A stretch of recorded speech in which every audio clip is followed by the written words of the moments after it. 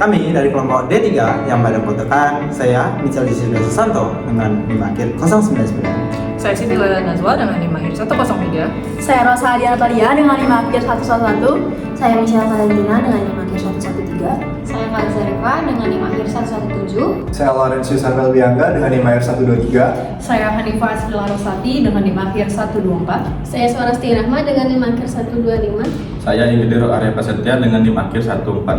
Saya Gusti Pemutar Nama Dewi dengan NIM akhir 141. Saya Hidayah Betasna Sati Sidaman dengan NIM akhir 148. Nah, pada kesempatan kali ini kami akan menampilkan video dari manifestasi parasit Sarcoptes KBI pada kucing. Selamat menyaksikan. Baik, sebelum masuk ke pembahasan yang lebih dalam lagi mengenai Sarcoptes KBI, kita akan mengenal terlebih dahulu apa sih itu Sarcoptes KBI. Jadi, Sarcoptes KBI merupakan ektoparasit penyebab skabies, yaitu penyakit kulit yang bersifat zoonotik, di mana meskipun parasit ini lebih umum ditemukan pada anjing dan juga manusia, kucing juga dapat terinfeksi walaupun kejadiannya relatif jarang. Namun demikian, infeksi pada kucing tetap berpotensi menimbulkan manifestasi klinis yang serius, di mana penularannya terjadi melalui kontak langsung dengan hewan yang terinfeksi atau melalui lingkungan yang telah terkontaminasi. Jadi melalui presentasi ini kita akan membahas secara lebih dalam mengenai manifestasi klinis infeksi Sarcoptes KBI pada kucing, termasuk ciri khasnya, penyebab, diagnosis, serta pendekatan pengobatan dan juga pencegahannya. Baik, selanjutnya adalah tujuan dan manfaat pembelajaran atau presentasi kali ini. Tujuannya yang pertama itu adalah memberikan pemahaman yang komprehensif tentang parasit skabies yang menyerang kucing. Yang kedua yaitu bisa memberikan pemahaman tentang gejala, diagnosis, pengobatan, dan pencegahan pada skabies. Selanjutnya adalah manfaat. Manfaat yang pertama yaitu adalah memahami penyakit skabies pada kucing serta dapat menanganinya. Yang kedua yaitu bisa memahami dan menangani gejala skabies yang menyerang pada kucing.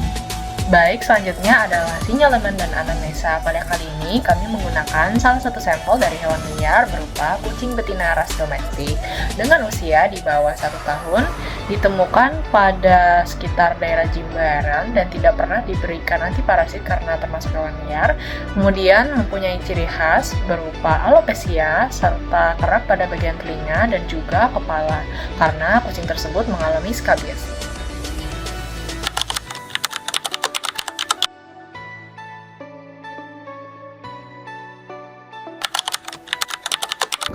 Baik, adapun alat dan bahan yang digunakan.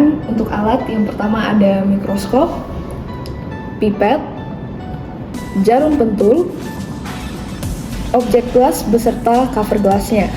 Kemudian untuk bahan-bahan ada larutan KOH 10% dan sampel kerokan kulit. Baik, karena alat dan bahannya sudah siap, pertama-tama kita ambil objek gelas, kemudian kita ambil juga sampel kerokan kulit yang sudah diperoleh sebelumnya. Kemudian kita letakkan sampel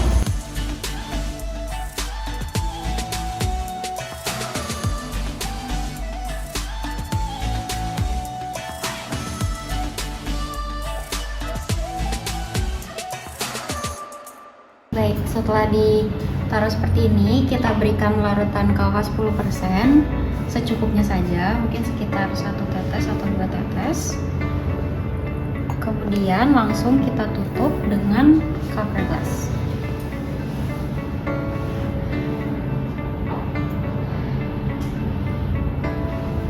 Baik, di kadangan preparat sudah siap untuk diteliti, langsung saja kita nyalakan mikroskopnya.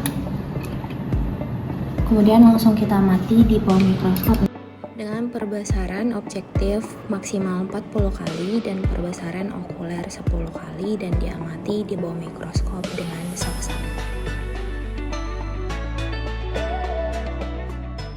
Baik, selanjutnya dari preparat kerokan kulit kucing tersebut kami mengidentifikasi adanya parasit Sarcoptes KBI yang mana terlihat dari morfologinya, yaitu badannya berbentuk oval dengan 4 pasang kaki bersegmen pendek serta terdapat pulvili pada ujung kakinya. Baik, selanjutnya adalah kenapa sih hewan atau kucing tersebut bisa terinfeksi Sarcoptes KBI? Baik, ada pun beberapa faktor yang bisa menyebabkan hal tersebut. Yang pertama, kontak langsung dengan hewan yang terinfeksi. Penularan bisa terjadi dengan melalui kontak fisik, biasanya seperti main bersama atau saling menjilat, lalu tidur bersama. Baik, selanjutnya adalah kebersihan lingkungan yang buruk. Jadi kucing yang tinggal di lingkungan kotor atau populasinya padat, terutama jika sering berinteraksi dengan kucing liar, akan lebih rentan terkena skabies. Lalu selanjutnya adalah sistem imun yang lemah. Biasanya kucing dengan sistem kekebalan tubuh yang lemah akan lebih mudah terinfeksi karena tubuhnya kurang mampu untuk melawan serangan dari tungau. Baik, selanjutnya adalah pembahasan mengenai manifestasi klinis dari hewan atau kita pakai di sini kucing yang terkena Sarcoptes KBI. Baik, adapun ada beberapa faktor atau beberapa gejala dari hewan yang terinfeksi Sarcoptes ini, yaitu yang pertama ada pruritus atau gatal secara intens. Biasanya hewan yang terinfeksi akan lebih sering menggaruk. Selanjutnya ada kebotakan atau alopecia, biasanya terjadi di sekitar area muka atau wajah, lalu ada di leher, bisa di kaki juga. Lalu ada lesi kulit, seperti yang sudah saya katakan tadi, kecenderungan untuk menggaruk pada Sarcoptes KBI, hewan yang terkena Sarcoptes KBI ini lebih sering atau lebih meningkat, yang akan menyebabkan beberapa lesi seperti eritema atau kemerahan, ada makula, papula, lalu luka akibat goresan biasanya menjadi koreng, lalu eksudat seperti itu. Lalu ada pun gejala lainnya seperti hiperkeratosis atau penebalan pada kulit. Selanjutnya ada penurunan nafsu makan. Biasanya hewan yang terkena Sarcoptes KBI ini akan cenderung lebih stres dibanding hewan-hewan lainnya sehingga terjadi penurunan nafsu makan. Baik, selanjutnya kita masuk ke patologi Sarcoptes KBI. Infeksi Sarcoptes KBI pada kucing ini dimulai saat Sarcoptes betina menggali terowongan di lapisan kulit untuk bertelur, yang dimana hal ini memicu iritasi fisik dan memunculkan respon imun lokal. Nah, respon ini ditandai dengan aktivasi sel-sel imun dan pelepasan mediator inflamasi, sehingga menyebabkan gatal hebat, eritema, papula, dan vesikula. Akibat garukan yang berulang, akan terbentuk ekskoriasi dan kerak pada kulit. Seiring berkembangnya infeksi, sistem imun menghasilkan reaksi yang lebih luas, berupa peningkatan eosinofil, darah, kadar imunoglobin E, dan ketidakseimbangan antara respon T-helper 1 dan T-helper 2. Secara histopatologis, lesi menunjukkan spongiosis, hiperkeratosis, serta infiltrasi eosinofil, limfosit, dan neutrofil di dermis. Bila tidak ditangani, infeksi dapat berkembang menjadi bentuk berat, yaitu crusted scabies, yang ditandai dengan penebalan kulit masif, akumulasi kerak, dan beban ektoparasit yang sangat tinggi, yang dimana kondisi ini memperbesar risiko infeksi bakteri sekunder yang berpotensi menyebabkan kematian, terutama yang memiliki imunitas yang rendah. Baik, sekarang saya akan menjelaskan cara pencegahan dan pengobatan terhadap infeksi Sarcoptes KBI pada hewan anjing dan juga kucing. Yang pertama, untuk pencegahan. Untuk mencegah infeksi ini ada beberapa langkah yang perlu kita lakukan. Yang pertama itu adalah menjaga kebersihan lingkungan, karena lingkungan yang kotor ini akan mempermudah tungau untuk menyebar.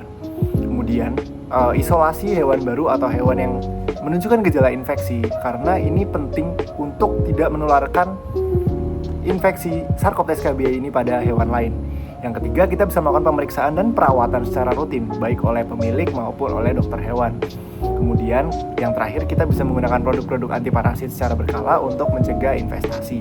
Nah, sekarang bagaimana cara penanganan untuk hewan yang sudah terkena infeksi? Yaitu kita akan mengobati. Obati ini ada dua jenis terapi yang bisa kita lakukan. Yang pertama adalah terapi topikal, di mana pemberian selamectin secara topikal. Kemudian yang kedua adalah kombinasi moxidectin dan juga imidacloprid.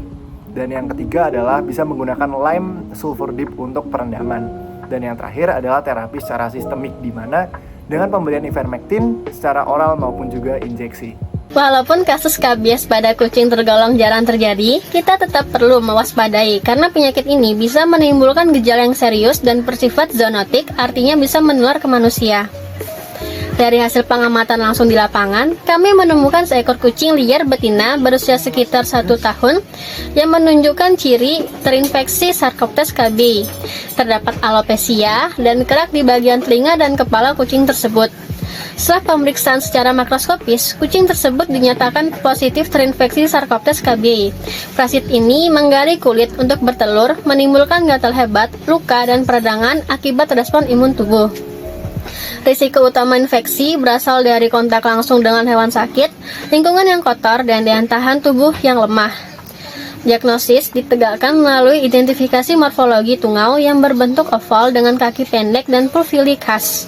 Pencegahan dilakukan dengan menjaga kebersihan, mengisolasi hewan yang terinfeksi, dan pemberian antiparasit secara rutin. Pengobatan bisa menggunakan terapi topikal atau sistemik seperti ivermectin. Penanganan yang tepat tidak hanya menyembuhkan, tetapi juga mencegah penularan ke hewan lain dan manusia. Berikut ini merupakan daftar pustaka yang kami gunakan untuk mendukung pembahasan kami. Baik, sekian merupakan video Project Based Learning dari kelompok D3. Kurang lebihnya kami mohon maaf. Untuk itu, video akan kami tutup dengan Paramasanti. Om Santi Santi Santi Om. Terima kasih.